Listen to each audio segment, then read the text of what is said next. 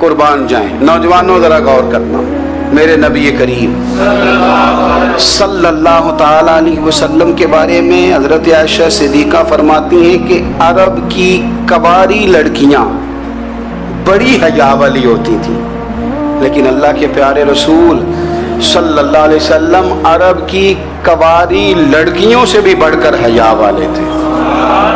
یہ ہمارے بچے مذاق میں ہمیں کئی دفعہ کہتے ہیں شادی کرا دو، شوگل میں کہہ دیتے، ابا کو کہہ دیتے ہیں، ابا کو منہ پہ آگے کہہ دیتے ہیں، کہتے ہیں یہ بڑا بھائی مصیبت بن گیا، یہ ہٹے گا تمہاری باری آئے گی۔ آپ کچھ ایسی باتیں کر رہے ہیں، کچھ ایسے انداز آپ اختیار کر رہے ہیں جو وفادار لوگ کرتے نہیں۔ شرم و حیا سے وہ چیزیں ٹھل جاتی ہیں، جو باتیں ہمارے بچوں کی زبانوں پر بے باکی کے ساتھ آنے لگی ہیں۔ یہ جو ہمارے لڑکے بن سنور کے نکلتے ہیں، یہ جو میک اپ کا خرچہ لڑکیوں کے برابر لڑکوں کا ہوتا جا رہا ہے، یہ جو لڑکے بھی رات کو چہرے پر کریم لگا کر کے سوتے ہیں، یہ بتا سکتے ہیں کہ مقاصد کیا ہے؟ بتا سکتے ہیں؟ یعنی بچے بھی بغیر شیمپو کے بال نہیں دھوتے، مثلا کیا کرنا ہے آپ نے اس کا؟ بڑی بڑی قیمتی چیزیں جو ہیں وہ آپ نے رکھی ہوئی ہیں، مقصد کیا ہے؟ یہ جو ہمارے بچے بن سنور کے نکل رہے ہیں تو کیا دعوت دے رہے ہیں سوسائٹی کو؟ شارٹ نکڑے پہن کے جو نکلے ہوئے، اوریاں لباس پہن کے نکلے ہوئے۔ اقبال نے کہا تھا دیار مشرق حوث میں غلطاں، شباب اوریاں شراب عیسیاں، جسے بھی دیکھو غری کے عیسیاں، ہم ایسی تہذیب کیا کریں گے؟ شباب اوریاں، تم نے اپنی جوانی ننگی کر ڈالی ہے ساری، معاذ اللہ۔ کن مقاصد کے لیے؟ میں وہ اعداد و شمار بتا نہیں سکتا۔ ہمارے ہاں گند سستا ہو گیا ہے، لوگوں نے گناہ تک پہنچنا آسان بنا دیا ہے۔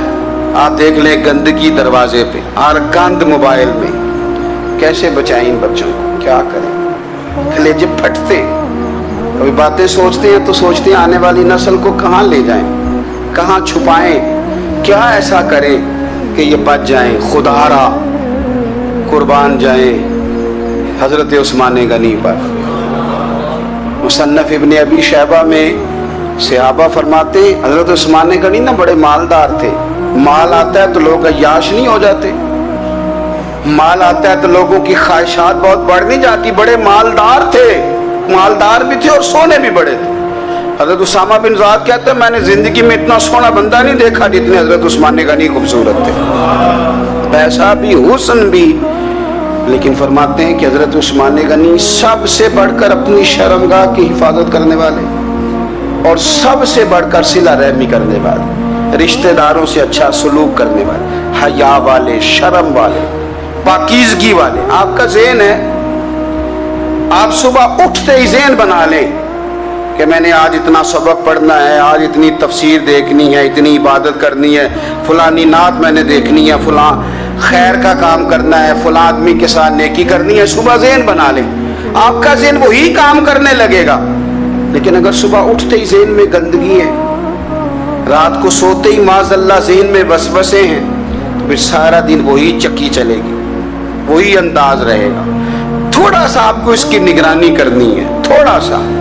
فحاشی، عریانی یہ تیزی سے پھیل رہی ہے، تیزی سے گندگی لوگ کشید کر کے لاتے ہیں، اور حیا کا مطلب صرف اتنا ہی نہیں ہے آپ زنا اور بدکاری سے بچیں، آپ اپنی زبان کو بھی حیا والا بنائیں۔ کوئی کچا کمزور جملہ، گندی بات، گالی کبھی بھی زبان پہ نہ آئے، آپ کا انداز حیا والا ہو، بے باک ہو جانا، بے باک بولنا۔ میں باریکی سے اس بات کو سمجھتا ہوں، اور میں آپ کو بہت ساری بزرگوں کے ارشادات کا نچوڑ عرض کرنے لگا ہوں۔ آپ اپنا ذہن صاف کر لیں، آپ کے بہت سارے کام ویسے صحیح ہو جائیں گے، چونکہ ہمارے دین کے اندر زیادہ اجر نیتوں اور ارادوں پہ ملتا ہے۔ آپ کے جو اندر کی پاکیزگی ہے وہ بہت سارا فضل لاتی ہے اللہ کا، اور اگر دل ہی نہ پاک ہو، ذہن ہی نہ پاک ہو، تو وہ خیر کی چیزیں کس طرح کر کے داخل ہوں گی؟ نوجوان میری بات پر توجہ کریں۔ فرمایا وہ لوگ جو اپنی شرمگاہ کی والذین ہم لفروجہم حافظون، وہ لوگ جو اپنی شرمگاہ کی حفاظت کرتے ہیں۔ حضور غوث پاک رضی اللہ تعالیٰ عنہ فرمایا کرتے تھے دو چیزیں انسان اپنی سنبھال لینا، ایک پیٹ اور ایک شرمگاہ، تو فرماتے تھے ولایت اس کے بڑی قریب آ جاتی۔ ہم نہ ان لذات میں الجھ جاتے ہیں۔ سیانے سیانے بندے روٹی کمر سیدھی کرنے کے لیے کھانی چاہیے، زبان کے ذائقے کے لیے نہیں کھانی چاہیے۔ یہ زبان کا ذائقہ لگ جائے یہ کہیں کا نہیں چھوڑتا انسان۔ اپنی شرمگاہ کی جو لوگ حفاظت کر لیتے ہیں، کوئی بڑے سے بڑا گناہ کرنے سے بھی بندہ کافر نہیں ہوتا، بندہ کفر کرنے سے کافر ہوتا ہے۔ گناہ بڑے سے بڑا کرنے والا بھی گناہگار ہے، کافر نہیں۔ لیکن بعض گناہ ایسے ہیں جو جس وقت بندہ کر رہا ہوتا ہے اس وقت وہ مومن نہیں ہوتا۔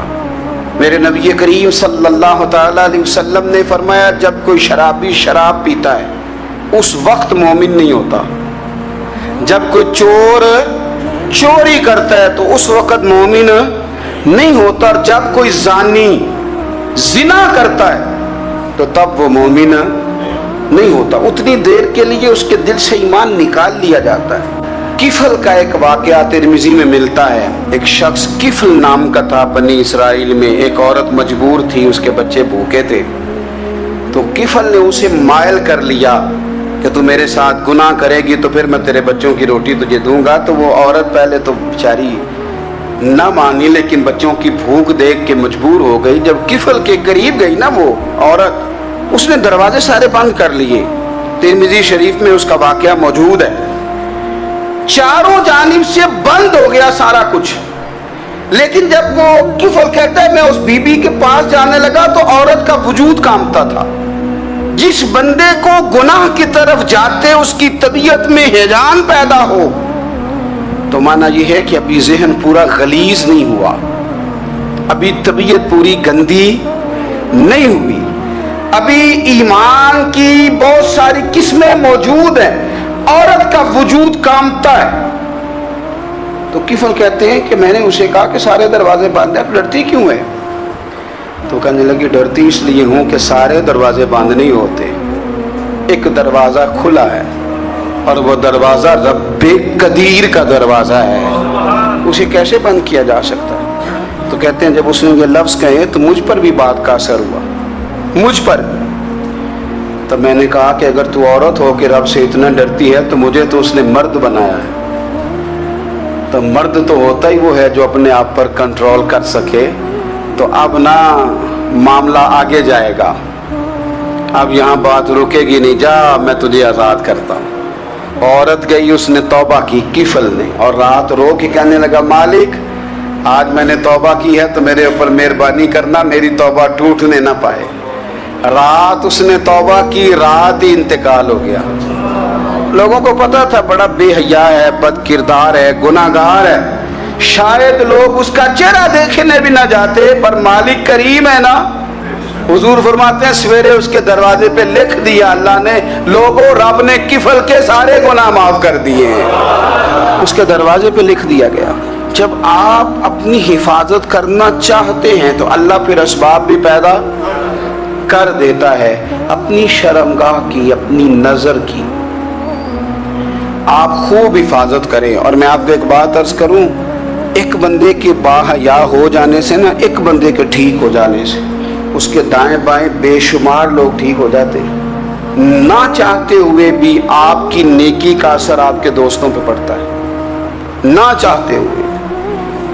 اور ایک بندے کے بگڑ جانے سے اس کے دائیں بائیں بہت سارے لوگ بگڑ جاتے ہیں، بہت سارے لوگ بگڑ جاتے ہیں۔ آپ اگر اپنے لب و لہجے پر یہ پابندی لگا سکیں اور اپنے آپ کو اگر آپ سنبھال سکیں تو پھر یاد رکھیے گا بڑی ساری چیزیں بہتر ہو جائیں گی۔ اپنی شرمگاہ کی حفاظت کرنے والے الا علی ازواجہم، مگر یہ کہ اپنی بیویوں پر، او ما ملکت ایمانہم، یا اپنی شرعی باندیوں پر۔ اس زمانے میں جو لونڈی خریدی جاتی تھی اس سے بھی وطی کرنا جائز تھا، اگرچہ اب لونڈیاں موجود نہیں ہیں تو یہ فعل بھی موجود نہیں، سوائے اپنی بیویوں پر یا شرعی باندیوں پر۔ فَإِنَّهُمْ غَيْرُ مَلُومِينَ، فرمایا جو یہ کام کرے اس پر کوئی ملامت نہیں ہے، اپنی بیوی کے پاس شرعی طریقے سے جائے یا باندی کے پاس جائے۔ فَمَنِ ابْتَغَىٰ وَرَاءَ ذَلِكَ، اور جو آدمی اس کے بعد اس حد سے بڑھے، اس کے سوا کچھ اور کرے جو بندہ، فرمایا فَأُولَٰئِكَ هُمُ الْعَادُونَ، یہ لوگ حد سے بڑھنے والے ہیں۔ جو لونڈیوں اور باندیوں کے علاوہ، اپنی بیویوں کے علاوہ کسی اور جگہ گندگی کریں، یہ حد سے بڑھنے والے، حدوں کو کراس کرنے والے لوگ ہیں۔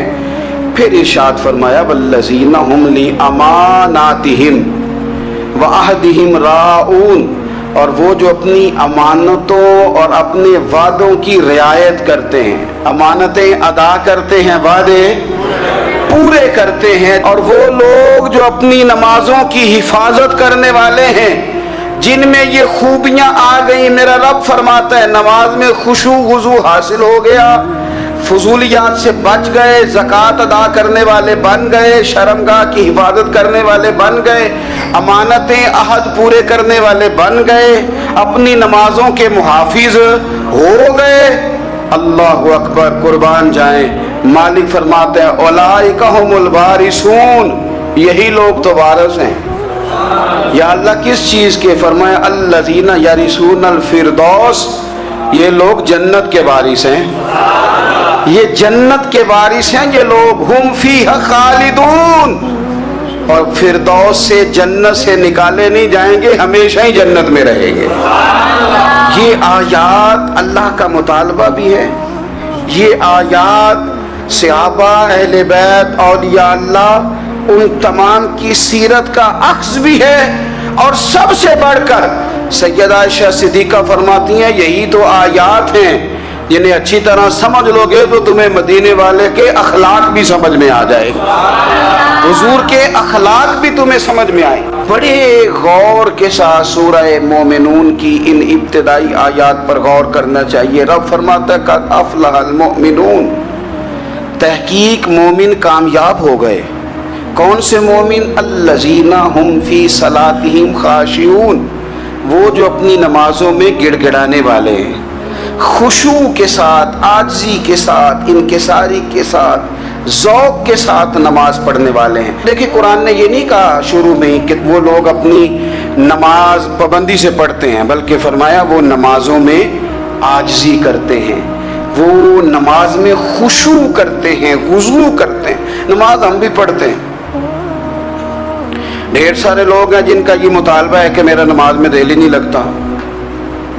پہلی بات تو یہ ہے کہ دل نہ بھی لگے تو نماز پھر بھی پڑھنی ہے، اور دوسری بات یہ کہ دل لگانے کو بھی تو کچھ انسان کے پاس چیزیں ہونی چاہیے نا، کوئی ضروریات ہوتی ہیں۔ سب سے پہلی بات یہ کہ مسئلہ نماز کا نہیں، مسئلہ اہمیت کا ہے۔ آپ نے اللہ تبارک و تعالیٰ کی ذات کی، رب کریم کے جلالت کی جتنی زیادہ اہمیت اپنے دل میں محسوس کر لی، اتنا ہی نماز کی طرف توجہ آپ کی بڑھ جائے گی۔ آپ سادی سی مثال ہے، غور کر لیں، جتنا آپ اپنے استاد کو پروٹوکول دیتے ہیں، جتنی عزت کرتے ہیں، اتنا ہی وقت پہ آپ ان کے پاس پہنچ بھی جاتے ہیں۔ اگر آپ کے دل میں اہمیت نہیں ہے تو آپ ٹال دیں گے، اور جس استاد کی اہمیت ہے اس کے فون کی گھنٹی بجتے ہی فون بھی اٹھایا جائے گا، اور بات پوری مکمل بھی نہیں ہوگی تو کہا جائے گا جیسے آپ کہیں گے، اور جو وقت وہ دیں گے ان سے 10 منٹ پہلے پہنچنے کی کوشش بھی کی جائے گی۔ بس سمجھ لیں دل لگنے نہ لگنے کا مسئلہ نہیں، اہمیت کا مسئلہ ہے۔ آپ جتنی اپنے مالک کی بارگاہ کی اہمیت سمجھ لیں گے، اتنا ہی وقت پہ مسجد آئیں گے، اتنا ہی شوق سے نماز پڑھیں گے۔ دوسری بات، نماز کے ترجمے پہ غور کریں۔ آپ یقین کریں اگر نماز کا ترجمہ ہمیں آ جائے نا تو ہمیں تو یوں لگے کہ ہم تو اپنے مالک کی بارگاہ میں عرض و معروض کرنے حاضر ہوئے ہیں۔ یہ سورہ فاتحہ ہی دیکھ لیں آپ، حضور فرماتے ہیں، رب فرماتا ہے سورۃ فاتحہ آدھی میری ہے آدھی میرے بندے کی ہے۔ جب اس نے کہا الحمدللہ رب العالمین الرحمن الرحیم مالک یوم الدین ایاک نعبد و ایاک نستعین، جب یہاں تک وہ لفظ کہتا ہے تو یہ حصہ میرا تھا. اس نے اپنے رب کی تعریف کی، اور جب کہا نا اس نے اہدنا الصراط المستقیم، اب بندے نے التجائیں شروع کر دی. اس نے کہا کہ مالک بھی تو ہے، رحمان بھی تو ہے، رحیم بھی تو ہے، عبادت بھی تیری کرتے ہیں تو مدد بھی تو تجھی سے مانگنی ہے.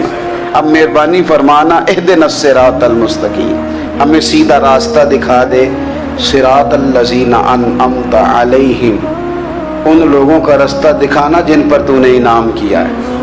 غیر المغضوب علیہم ولا الضالین، ان کے راستے پہ نہ چلانا جن پر تیرا غضب ہوا، جو گمراہ ہو گئے ان کے راستے.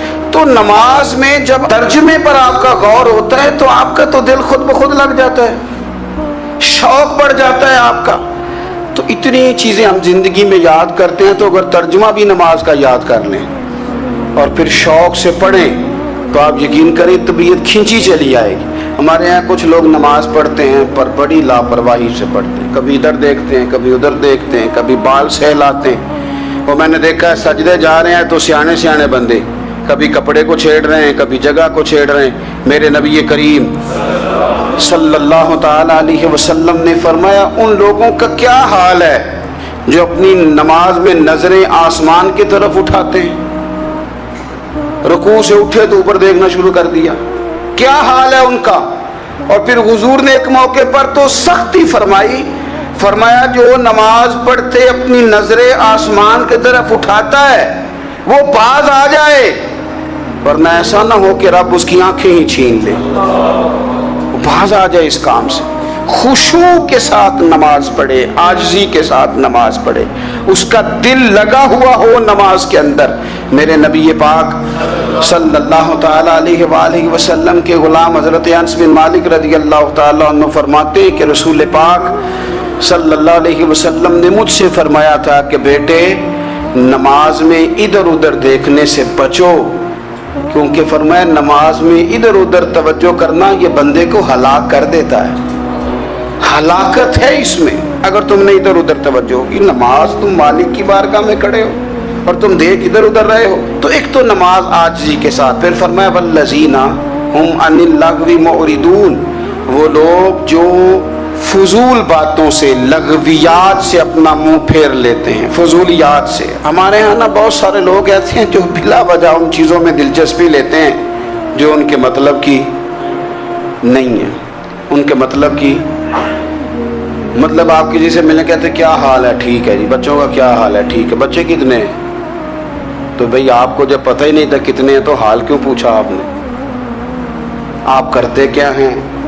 آپ کا بڑا بھائی کیا کرتا ہے، چھوٹا بھائی کیا کرتا ہے، ابا جی کیا کرتے ہیں؟ بھئی آپ کے مطلب کی بات نہیں.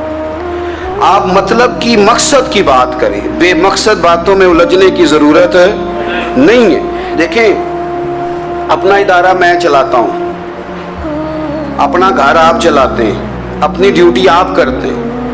آپ کو زیادہ بہتر پتہ ہے کہ آپ اپنا گھر کیسے چلا رہے ہیں.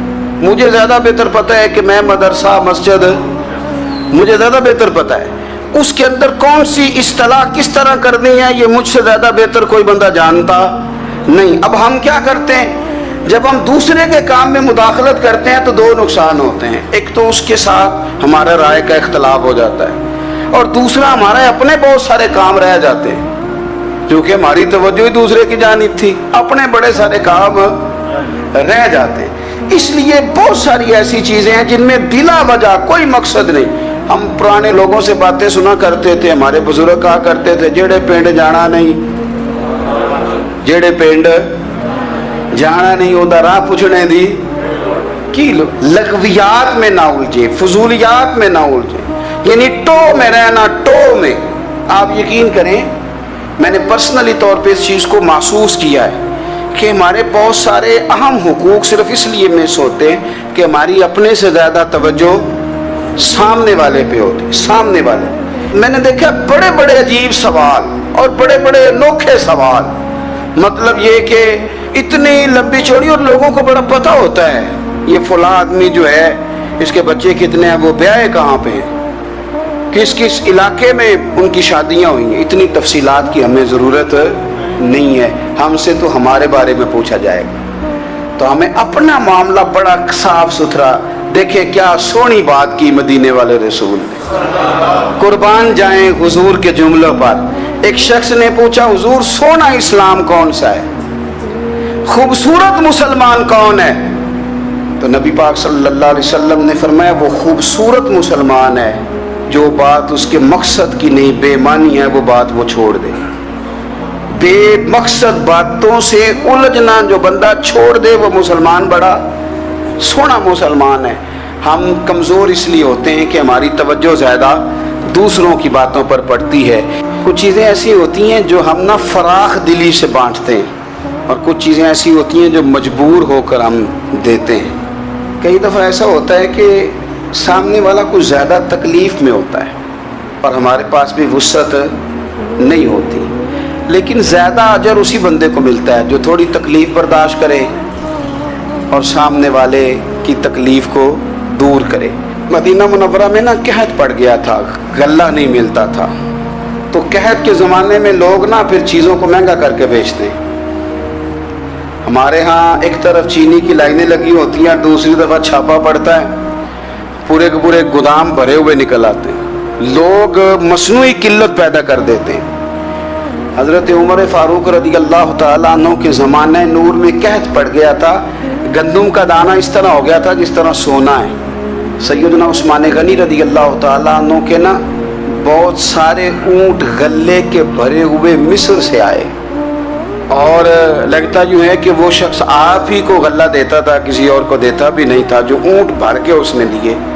تو مدینہ منورہ کے اندر جب وہ مال پہنچا نا, آپ کو بتانا یہ چاہ رہا ہوں کہ ساری تجارت بندوں سے نہیں کرنی چاہیے, کچھ اللہ سے بھی کرنی چاہیے. رب سے جو بندہ تجارت کرتا ہے وہ بڑا کامیاب ہوتا ہے.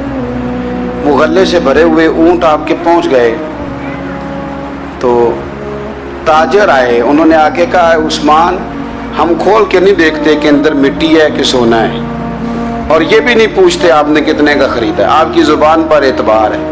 آپ نے جتنے کا مال لیا ہے نا ہم ڈبل دیتے ہیں, آپ ہمیں دے دیں. آپ فرمانے لگے نہیں مجھے زیادہ نفع ملتا ہے. انہوں نے کہا 2 گنا, فرمایا نہیں زیادہ ملتا ہے. کہا 3 گنا, فرمایا زیادہ ملتا ہے. وہ کہنے لگے اس سے زیادہ تو کوئی تاجر ہے ہی نہیں جو زیادہ دے. فرمایا بس مجھے ملتا ہے نا. کہا کتنا ملتا ہے؟ فرمانے لگے لگتا ہے کہ اگر وہ تاجر زیادہ کرم نوازی کرے تو 700 گنا تو دے گا ہی, اور باقی کریم ہے. انہوں نے کہا جی نہیں اتنا نہیں ہم دے سکتے, پھر آپ بیچ لیں. یہ بات ہی سمجھ میں نہیں آتی. لوگ چلے گئے تو حضرت عثمان غنی مال اٹھا کے مسجد کے دروازے پہ لے گئے. جا کے کہنے لگے اے عمر اعلان کر دیں جس غریب کو گندم کی ضرورت ہے, آسانی کے دور میں نہیں دقت کے دور میں, جب لوگوں کو مل نہیں رہی چیز, جس کو ضرورت ہے وہ آئے اور آ کے لے جائے. جب جناب عثمان غنی کے اس غلے کا اعلان ہوا تو تاجروں کو اب مسئلہ سمجھ میں آیا کہ یہ 700 گنا کو بندہ نہیں دے رہا, یہ رب کریم عطا فرما رہا ہے. میرے عزیز کچھ سودے رب کے ساتھ بھی کریں. اگر کوئی بڑا ضرورت مند دروازے پہ آ جائے نا تو پھر اپنا نفع نقصان نہیں سوچنا, پھر تو رب کے ساتھ تجارت کرنی. ضرورت مند کی ضرورت کا لحاظ کرنا یہ نہ مسلمانوں کے ایک دوسرے کے قریب کرے گا. ہم کون ہوتے ہیں کسی کی حاجت پوری کرنے والے, ضرورت پوری کرنے والے؟ کرنے والا تو اللہ ہے. تو اگر رب ہمیں کبھی وسیلہ بنائے, ذریعہ بنائے, تو پھر ہمیں ذرا نا خوش دلی سے بننا چاہیے, ذوق اور شوق سے بڑھنا چاہیے, پھر ہمیں کمزور نہیں پڑنا چاہیے.